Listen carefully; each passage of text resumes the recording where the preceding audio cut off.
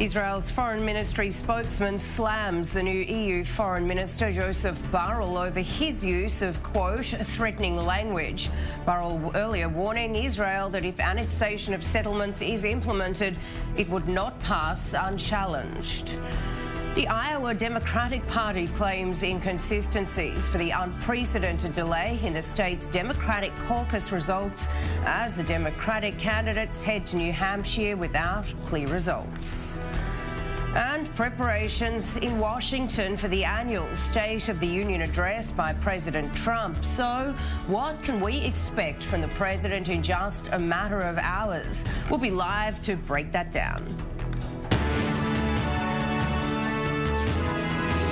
Hello, I'm Sarah Coates. Thanks for joining me.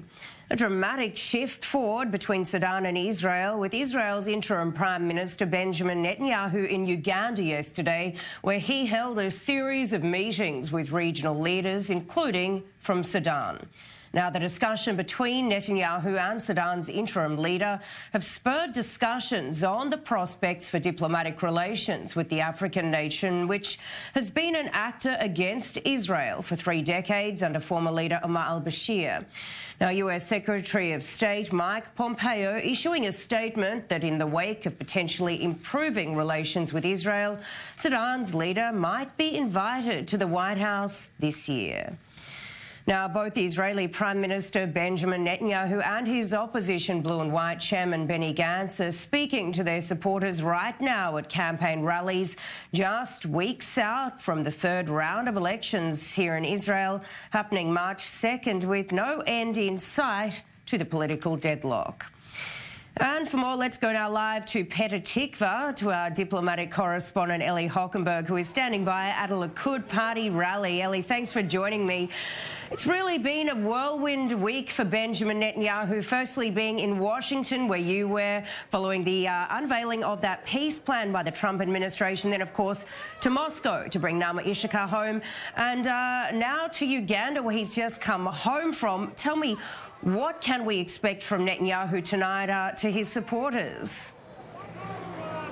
Right, Sarah. So Benjamin Netanyahu definitely hoped that this series of high-profile diplomatic visits will have direct impact on the third election campaign currently heading towards its peak, if you will, back here at home in Israel. But as it appears, all recent polls indicate that there's still very present political deadlock, meaning that neither the center-left nor Benjamin Netanyahu's right-wing religious ultra-Orthodox bloc can reach this golden number of 61 seats. This number will facilitate the formation of a potential coalition. And as you've said, we're now standing outside Likud party rally. Benjamin Netanyahu is expected to arrive here in the coming hours. And I will ask our cameraman, Pavel, to show you a bit of what's going on here. On the one side of the street, you see long lines of people waiting to get into the venue where the rally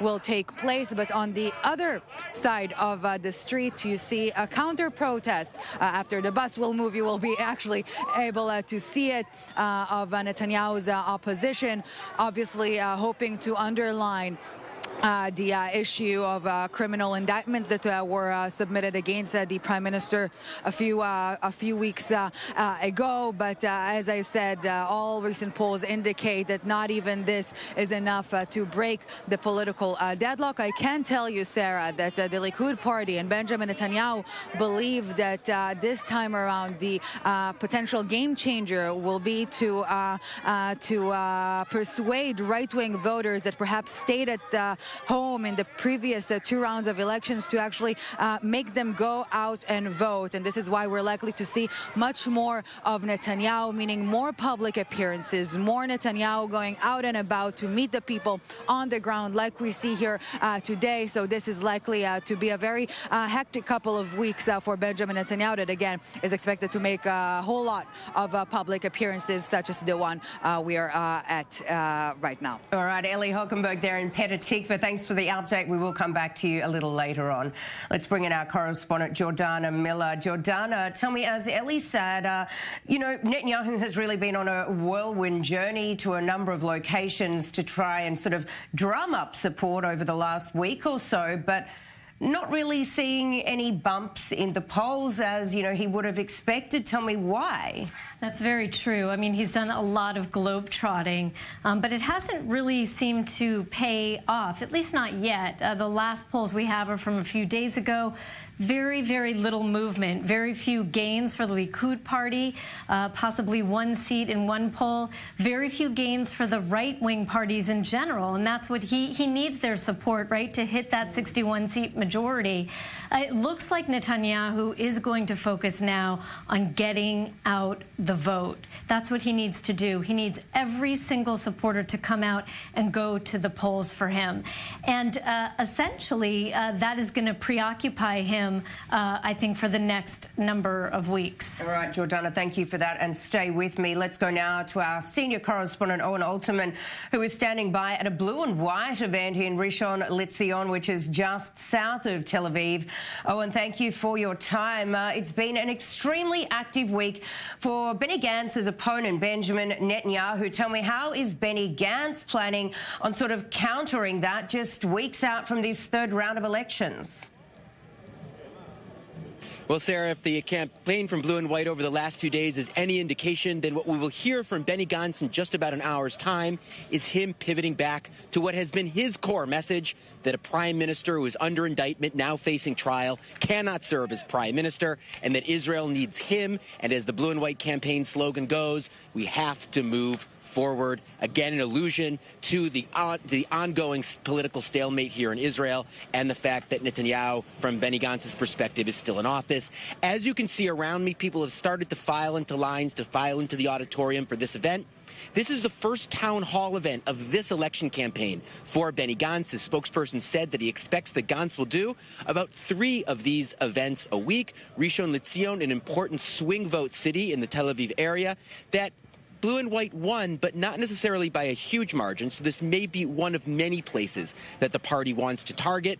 As for that speech tonight, we're expecting Benny Gantz, of course, to address the Trump peace plan, of course, to address Prime Minister Netanyahu's legal troubles, but the Blue and White spokesperson also told me that Gantz will address the situation in Israel's health system. You know, Sarah, a report came out earlier today pointing to very high salaries in the health system at the same time as there are many reported shortages and reports over the past few years of beds in hospital halls and so forth. So there is some dissatisfaction here in Israel in recent years with the health system, and that may be something that Benny Gantz will also address tonight. And we have seen a lot of condemnation following the Trump administration's release of this Middle East peace plan, even rallies here in Tel Aviv just the other night. And we have seen Benny Gantz really align himself with Donald Trump there. Tell me, how do we expect that to affect him at the polls? Well, listen, Sarah, on the one hand, Benny Gantz will need to please his current supporters and his current base. And in that base, they do support the peace plan, but they don't, for example, necessarily support moves to move forward immediately and annex the Jordan Valley and other Israeli settlements. Now, those plans seem to be on ice at this point because of opposition from the Trump administration until after the election.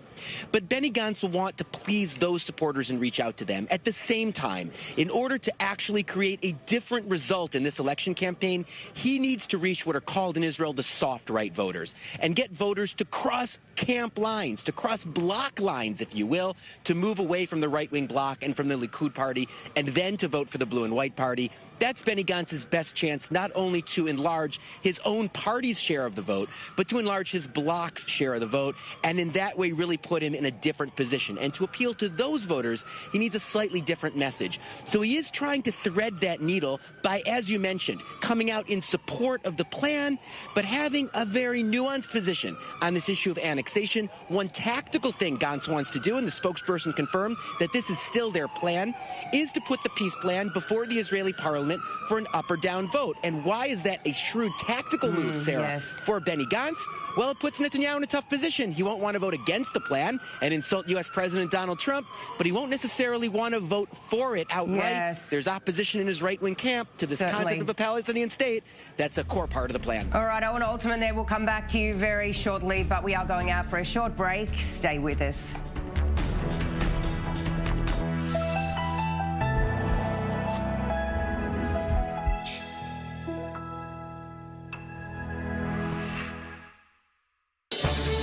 I'm Michelle McCory on I-24 News. Join me on Clear Cut, where we cut to the chase with a straightforward yet insightful breakdown of the world's top political and economic stories. Weeknights beginning at 7 p.m. Eastern, only on I-24 News. The Holy Land. It has awed and inspired and consoled the faithful for centuries. Holiness is here, in the land, in the light, in the ruins and houses of worship. Let us take you there each week as we uncover the rich and fascinating history of man's search for spirituality in this ancient land. Join me each week for the Holy Land Uncovered.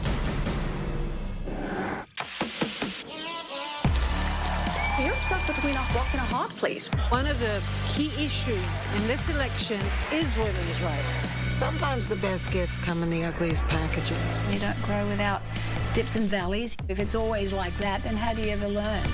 Well, I think the world has changed. Israel's going to have that leading edge.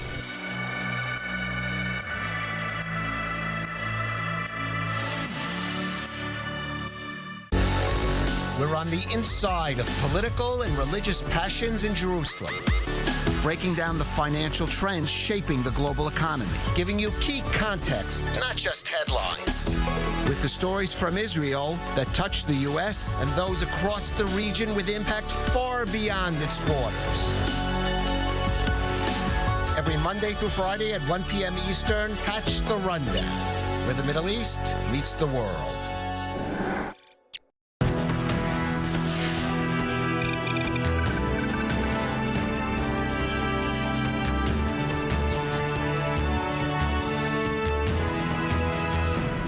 Thanks for staying with us. Let's go now to the annual State of the Union speech, which will be delivered by US President Donald Trump in the US Capitol in just a matter of hours. Now, speculation is mounting as to what Trump will speak about, with many anticipating that the president will use his address to mock impeachment proceedings against him, which have still not wrapped up, along with highlighting wins he's had, such as economic improvements and diplomatic advances on the world stage. Now, the event will also mark the first time that Trump will be in the same room as some of his Democratic opponents, also running for president. And let's bring in our correspondent, Jordana Miller, once again. Jordana, tell me, what can we really realistically expect from this second State of the Union address from Trump? Well, this State of the Union is going to stand out because it is bookended, on the one hand, by this disaster in Iowa where the Democratic Party simply can't run that caucus enough to even report results, the night the vote was counted. And on the other hand, by his impeachment trial, he's expected to be acquitted on Wednesday. The president couldn't really have hoped to be in a better position because he can play off both of those things. First of all, he can take shots at the Democrats. You know, how can you possibly reelect them? They can't even run a caucus, let alone the country, let alone the healthcare system, let alone the defense of the United States. So he's going to probably take some cheap shots at the Democrats. And on the other hand, he is going to dismiss the impeachment trial, likely, say again that there was really nothing that he did wrong. He's always called that call with the Ukrainian president perfect. And then we can see him shift gears and talk, really give an optimistic message about America, saying that this is, under his presidency, America has made a comeback, focusing mostly on the economy, but also on the defense system. He's rebuilt and invested a lot in the defense systems. He may tout some of his foreign policy proposals, including the plan here in the Mideast for peace. And this is going to be his moment, really, Sarah, to speak to all Americans, primetime address. Will he be able to reach some of those swing voters? We'll have to see. All right, Jordana, and as you mentioned, the economy, I guess you could call it a very important trump card for the president. How do voters feel about that? Is it really, that much of an issue to voters? I mean, this is going to be President Trump's strongest card to play to get reelected. He's going to say that there's never been an economy that has boomed under any president like his presidency. And we can look at a few markers. Of course, unemployment's at an all-time low, 3.5%. We've seen the markets rise, into double digits since he took office. He will tout, of course, the first part of the China deal he just made, phase 1 of ending the trade war. And he will also tout the agreement he just signed between the U.S., Canada, and Mexico, which replaced NAFTA. He's also going to talk about some of his policies going forward. He hasn't accomplished enough really on health care. That's one of his Achilles heels in this campaign. He will talk about, once again, trying to reform health care, bring down the price of pharmaceutical drugs, and give more benefits to blue-collar families. And let's talk now about the Iowa caucus, which was, of course, held overnight. A huge mess there. And as we just spoke about before, a letter has now been sent by the head of the caucus to the polling stations. What can you tell us about that? Yeah, we're actually waiting. It may have already started now, but there's a call that will be made by the head of the Democratic Iowa caucus to many volunteers and people in charge of the polling stations to explain where they are. Apparently, this was a technical problem in the mobile app that was used to report essentially the tallies from each of the stations. And remember, there were more than 1,600 of them to a central location. And so they are claiming that all of the tallies were done properly, and there are hand tallies to back them up, but that the problem came in reporting out. There was only partial reporting. So they are apparently still working on those final results because they want to, really preserve, they say, the integrity of the vote. But let's remember, this is a huge loss for people like Pete Buttigieg, who was hoping he was going to get a boost in the polls, millions of dollars in funding, a media blitz. It could have been a moment similar to Barack Obama's moment back in 2008 when he won the Iowa caucus, when everyone expected Hillary Clinton to win. He will benefit from none of that. And Bernie Sanders also likely to be the loser in this and not get that bump. But Senator Biden, who wasn't expected to do that well, this might just help him. Certainly a huge mess, and one we'll be keeping a very close eye on. Jordana, thank you so much. Thanks, Sarah. Now, Israel's Ministry of Foreign Affairs is slamming the newly appointed representative of the European Union, Joseph Borrell, regarding Israel's annexation of plans of the Jordan Valley and West Bank following the release of Trump's peace plan, with the ministry's spokesperson Lior Hayat tweeting that Borrell, quote, chose to use threatening language toward Israel so shortly after he assumed office and only hours after his meetings in Iran is regrettable and, to say the least, odd. Now, this after Borrell released a statement Tuesday saying Israeli steps toward annexation of the Jordan Valley and parts of the West Bank, should they be implemented, could not pass unchallenged, adding, in line with international law and relevant UN Security Council resolutions, the EU does not recognise Israel's sovereignty over the territories occupied since 1967. The European Union urging both parties, Israel and Palestinians, to refrain from any unilateral actions which could cause even more tension. Now, the new coronavirus has now killed at least 425 people worldwide, with new figures showing there are over 20,000 others infected. Deaths now recorded in both the Philippines and Hong Kong, with new internally transmitted cases emerging in Singapore. Erica Jackson has more.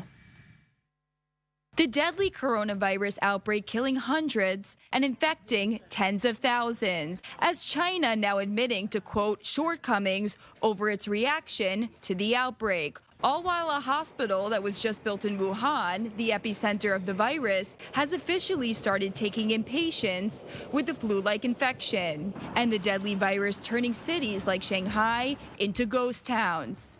Even if businesses reopen, everyone's afraid to come out. Hong Kong has announced more border closings, but is still not fully shutting the border with China, with some worried that Hong Kong's leader, Carrie Lam, isn't doing enough to prevent the virus from spreading. This after distrust of Lam from months of anti-government protests still in the air. Chinese scientists say the deadly virus may have originated in bats. with Chinese officials believing open-air markets in China, where wild animals are sold, may be behind the epidemic. And still no cure in sight. Let's now bring in Dr. Peter Drobak, who's Director of the University of Oxford in London. Peter, thank you so much for coming on. Really appreciate it. Firstly, I think there's a lot of confusion out there and a lot of scaremongering regarding this virus. Firstly, break down for us how deadly this virus really is compared to, say, a common cold or flu. Sure. So, we're still learning about this virus. It's only been a matter of weeks. The early indications suggest that about 2% of people that have been infected have died, and the majority of those people have been older than 60 and often with other medical conditions. Now, in comparison, the death rate from the regular flu or influenza is about 0.1%. So we are certainly seeing a higher rate of serious cases and deaths than flu, although it's quite a bit lower than with SARS. Now, bear in mind that these are very early figures, and they're likely to change as we learn more. And Dr. Drobak, we're seeing more reports daily of fresh cases of the virus in countries which previously hadn't reported any cases. Tell me what can be done that's already being done, such as, border crossings closed, public transport shut down, flights halted, and just general hygiene like hand washing to stop the spread of this disease, this virus. Yeah, of course, there's been a very aggressive response around the world, and really the mainstay of controlling an outbreak like this is a public health response. That's identifying, diagnosing, and treating cases, isolating them from the population, and then tracing their contacts, and then screening folks beyond that. And thus far, I think we are seeing some limits of spread in other countries. One of the big fears would be the spread of coronavirus into to countries with less well-developed or less well-resourced health systems that may not have the capabilities to control an outbreak. All right, you were there in the United Kingdom. Tell me, what is the situation there? Can it be contained? Yeah, I think in many settings, including the UK, there's a good chance that it can be contained. There have only been a couple of reported cases here thus far.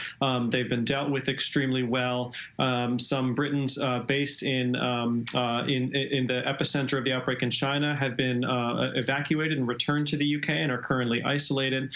So in these kinds of settings, I think there's a very fair chance that it can be contained, and there's very little cause for panic at this time. And you did mention before SARS. Tell me, how would you look at this in comparison to other sicknesses we've seen, like SARS, MERS, and of course bird flu?